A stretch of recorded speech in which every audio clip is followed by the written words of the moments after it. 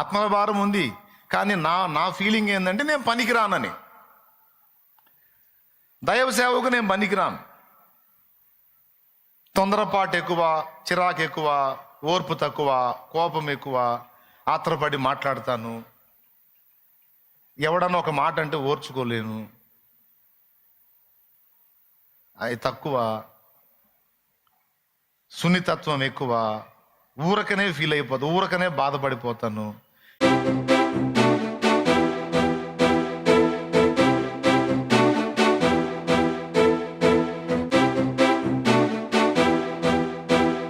చెప్తున్నా, ఏ పాత్ర ఎక్కడుండాలో, ఏ పాత్రను ఎలాగ తన పని కొరకు వాడుకోవాలో ఆయనకు తెలుసు. నీకేమో ఉద్యోగం చేసి బాగా సంపాదించాలని ఉంటుంది, ఎక్కడో ఒక కోణంలో ఉంటుంది, ఏదో అవకాశం ఉంటే చూద్దాం, దేవుని సేవ చేద్దామని. ఆత్మల భారం ఉంటుందిలే, కానీ ఆత్మల భారం నీకు ఎలా ఉంటుందంటే, పాస్టర్లు పరిచర్య చేస్తున్నారు, నేను జాబ్ సంపాదించి వ్యాపారం చేసి పైసలు సంపాదించి పాస్టర్లకు సపోర్ట్ చేస్తాను, ఆ పైసలు పాస్టర్లు తీసుకొని చక్కగా వాళ్ళు జీవితాన్ని గడుపుకుంటా సేవ చేస్తారు, ఆత్మల్ని రక్షిస్తారు అని ఆత్మల భారం ఉన్నప్పటికీ నువ్వు సేవకు రాకుండా వేరే వాళ్ళకి సపోర్ట్ చేద్దాం, మనం పైసలు సంపాదిద్దామని అటుపోతావు. నువ్వు నీ మీద ఆ ఏర్పాటు లేదనుకో, దేవుడు అంటాడు, ఏడు సేవలే రామ్మా, నువ్వు రామ్మా అంటాడు.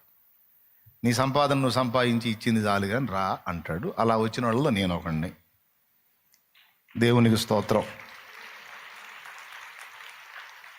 సంపాదించి సపోర్ట్ చేద్దాం అనుకున్నాగా నేను చేద్దాం అనుకోవాలా సేవ. అలాగని ఆత్మల భారం లేదా? ఆత్మల భారం ఉంటేనేగా మరి సంపాదించి సపోర్ట్ చేద్దాం అనుకుంది. ఆత్మల భారం ఉంది, కానీ నా ఫీలింగ్ ఏంటంటే నేను పనికిరానని. దైవ సేవకు నేను పనికిరాను. తొందరపాటు ఎక్కువ, చిరాకు ఎక్కువ, ఓర్పు తక్కువ, కోపం ఎక్కువ, ఆత్రపడి మాట్లాడతాను. ఎవడన్నా ఒక మాట అంటే ఓర్చుకోలేను, అది తక్కువ. సున్నితత్వం ఎక్కువ, ఊరకనే ఫీల్ అయిపోతాను, ఊరకనే బాధపడిపోతాను. ఎవడన్నా ఒక మాట అంటే 4 రోజులు కూర్చొని ఆలోచిస్తూ ఉంటాను, వాడు నన్ను ఎందుకు అన్నాడు అని. ఒక పక్క అది మెదులుతానే ఉంటుంది, అంత సున్నితం. తిండి మానుకొని రోజులు అలాగా ఉండిపోతూ ఉంటాను, ఏదన్నా అంటే నాకు అభ్యంతరం కలిగితే. కాబట్టి ఇన్ని బలహీనతలుండి లోకాశలను అణుచుకునే శక్తి ఉందో లేదో తెలియదు. పాదిరి అంటే మాదిరి లేనోడు పాదిరి పనికి పనికిరాడు. సేవ అంటే ఎట్లుండాలా? ఏ కోణంలో చూసినా మచ్చ లేకుండా ఉండాలా? ఏ ఒక్క తేడా మనలో కనపడ్డ మనల్ని చూసి జనం చెడిపోతారు.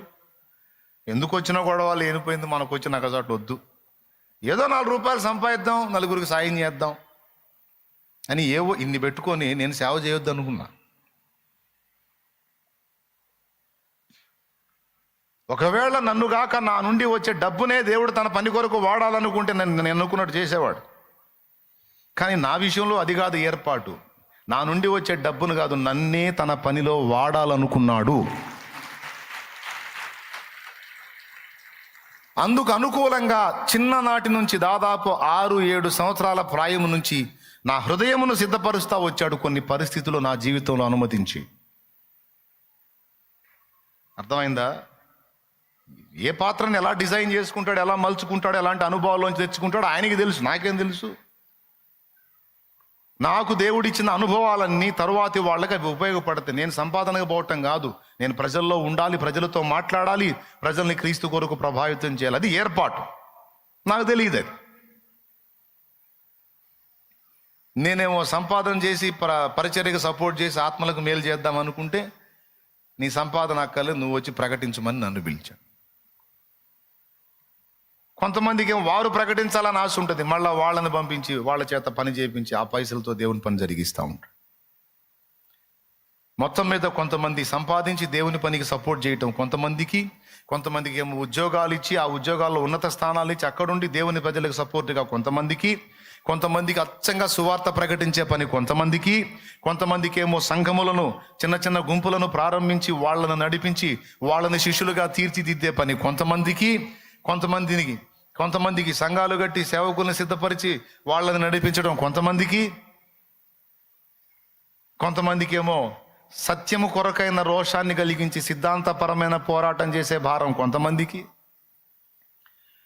ఇట్లా కొంతమందినేమో సోషల్ సర్వీస్కి, కొంతమందికి మిగిలిన భారాలు ఏముండవు, దేవుని ప్రేమతో నింపబడి ఉంటారు, ఎవరికైనా సరే సేవ చేసే గుణం కలిగి ఉంటారు. అది ఇస్తాడు వాళ్ళకి దేవుడు. మనం వాళ్ళని చూస్తే మనం చేయలేం. అట్లా అది ఎలా చేయగలరు వీళ్ళు అనిపిస్తుంది. చెన్నైలో ఒక హాస్పిటల్ చూశాను నేను. లెప్రసీ పేషెంట్స్, కుష్ఠవ్యాధిగ్రస్తులు, ఆ గాయాలు కుళ్ళిపోయి దుర్గంధభరితమైన వాసన వస్తుంటుంది. అక్కడ ఉండేటువంటి ఆడపిల్లలు దేవుని బిడ్డలు. అక్కడ వాళ్ళ ఆ చర్మం అంతా చెడిపోయి చీము రక్తాలు గారుతున్నటువంటి ఆ గాయములను వాళ్ళు వీళ్లతో నవ్వుతా మాట్లాడుతా ఆ పాదాన్ని తీసుకొని దాన్ని శుభ్రంగా కడిగి, బ్రష్ ఉంటుంది కదా, బ్రష్ వాళ్ళకి స్పర్శ అర్థం కాదు, నువ్వు ఏం పెట్టి తోమినా అర్థం కాదు, బ్రష్ పెట్టి ఆ గాయం చుట్టూ పెరుగుపోయిన ఆ చీము రక్తాన్ని అంతా నీట్గా కడిగి, చూడటమే నీ వల్ల కాదు, అది చేయటం దాకా అక్కడ పెట్టు, అది చూడటమే నీ వల్ల కాదు, పోయి వాన్ చేసుకుంటావు నువ్వు. కానీ వాళ్ళు అరచేతితో ఆ కాలు అరచేతి మీద పెట్టుకొని ఆ కాలుని శుభ్రం చేసి, ఆ వేళ్లను శుభ్రం చేసి, దాని మొత్తానికి మళ్ళా ఆయింట్మెంట్ లాంటిది రాసి మొత్తం కట్లు కట్టి నీట్గా వాళ్ళని సిద్ధపరుస్తుంటే మైండ్ పోయిద్ది అది చూస్తే. మన సైకాలజీ ఎలాంటి తెలుసు, చిన్న వాసన అట్లా కనపడితేనే ముక్కులు చిట్లించి ఏదో పెద్ద అసలు ఇంతవరకు దుర్గంధమే ఎరగని వాళ్ళ ముఖాల్లాగా పెట్టి ఓవర్ యాక్షన్ చేస్తూ ఉంటాం అని.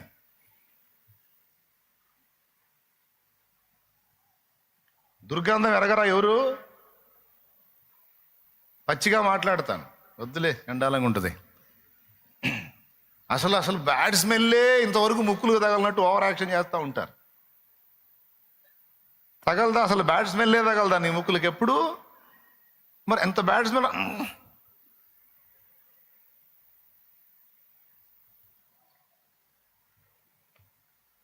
తినేటప్పుడు బిర్యానీ తింటావు,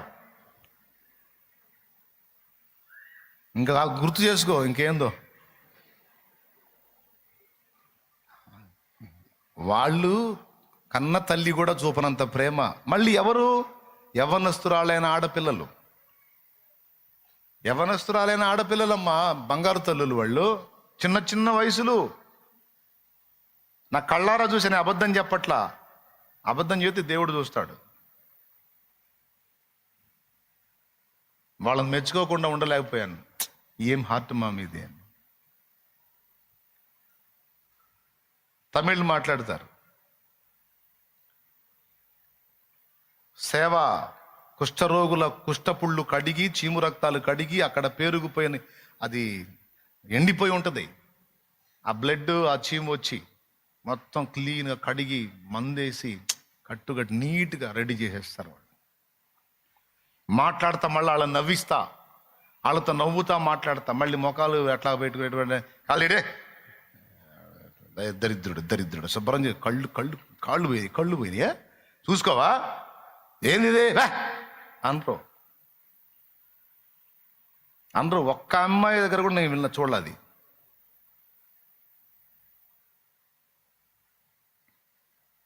ఎంతో ప్రేమతో తండ్రితో మాట్లాడినట్టు, కూతురు తండ్రితో మాట్లాడినట్టు మాట్లాడతా వాళ్ళకి పరిచర్య చేస్తారు. నిజంగా దేవుడు ఆ హృదయాన్ని ఇవ్వకపోతే అసంభవం అంత సేవ చేయటం. అలాగున్న ఒక్కొక్కళ్ళని ఒక్కొక్క పని కొరకు దేవుడు ఏర్పరచుకుంటాడు. నిన్నెందుకు పిలిచాడో క్లారిటీ తీసుకో. అసలు నీ పిలుపును గూర్చియు నీ ఏర్పాటును గూర్చి స్పష్టత కలిగుండు. గలిబిలిగా ఉండొద్దు.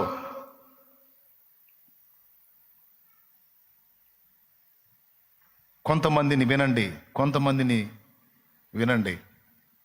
ఇవన్నీ ఏమీ చేయనీడు, గదిలో కూర్చోబెట్టి ప్రార్థన చేపిస్తాడు. కొంతమంది మీద ఏర్పాటు అది.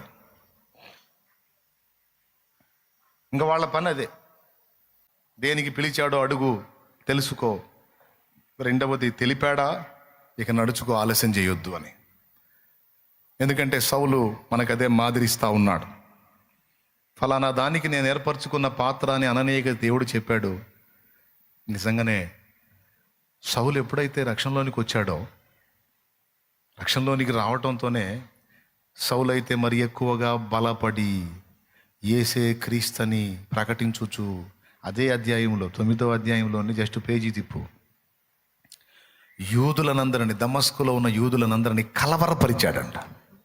అప్పుడు అర్థమైంది అననీయాకి, యేసయ్యా యేసయ్యా నిజమేనయ్యా నువ్వు చెప్పింది, కలవరం పుట్టిస్తున్నాడయ్యా. చూడు 9:22 వచనం. అయితే సౌలు మరి ఎక్కువగా బలపడి ఈయనే క్రీస్తు అని రుజువుపరచుచు దమస్కులో కాపురమున్న యూదులను కలవరపరచెను. అంతకుముందు సంఘాన్ని కలవరపరిచిన వాడు ఇప్పుడు యూదుల్ని కలవరపరచడం అననీయ చూసినప్పుడు ఏమనుకుంటాడు? అననీయ, మొదలు పెట్టావుగా దేవా, మొదలు పెట్టావుగా నీ పాత్రను వాడటం, ఇంకా దాన్ని ఎవడు ఆపలేడు ఆ పాత్రని. దేవునికి స్తోత్రం. కలవరం స్టార్ట్ అయింది ఆయన దెబ్బకి. అంతేగాని ఏర్పాటు స్పష్టమైనా కూడా ఇంకా 10 ఏళ్ళ టైం ఉంది, ఇంకొక 15 ఏళ్ళ టైం ఉంది, ఇంకొక 20 ఏళ్ళ టైం ఉందంటే దేవుడేం ఫీల్ కాడు, నీ తాతని ఇంకొక తాతని తెచ్చి వాడతాడు. ఒక సౌలు లోబడకపోతే ఒక దావీదున్నాడు దేవుడికి. పనికి మాలిన సోదరి, పనికి మాలిన సోదరుడా అంటే దేవుని పనిని తృణీకరిస్తే పనికి మాలినోళ్ళనే అనాలి కదా, అందుకని అంటున్నాను. నువ్వు లేకపోతే పని ఆగిద్ది అనుకుంటున్నావా? సౌలులాగా నువ్వు దైవ చిత్తాన్ని తొలగిపోతే నీ స్థానములో దావీదొచ్చి కూర్చుంటాడు. సోదరి, నువ్వు దేవుని చిత్తాన్ని తొలగిపోతే నీ స్థానములో ఇంకొక ఆమె వచ్చి కూర్చుంటుంది. కానీ దేవుడు అనుగ్రహించిన దాన్ని కాలదంతే. దేవుడు పిలిచిన పిలుపును తృణీకరిస్తే దానికన్నా దౌర్భాగ్యం, దరిద్రం ఇంకొకటి ఉండదు. అది ఇప్పుడు అర్థం కాదు, రేపు ఫ్యూచర్లో అర్థమైంది. చాలామంది అలా దేవుడు అనుగ్రహించిన కృపలను పోగొట్టుకొని కాలదన్ని ఇప్పుడు ఎందుకు పనికిరాని నిష్ఫలులుగా, నిష్ప్రయోజకులుగా, సమాజానికి గాక తమకు తాము గాక అలా వ్యర్థంగా బతుకులు గడిపేస్తూ ఉన్నారు.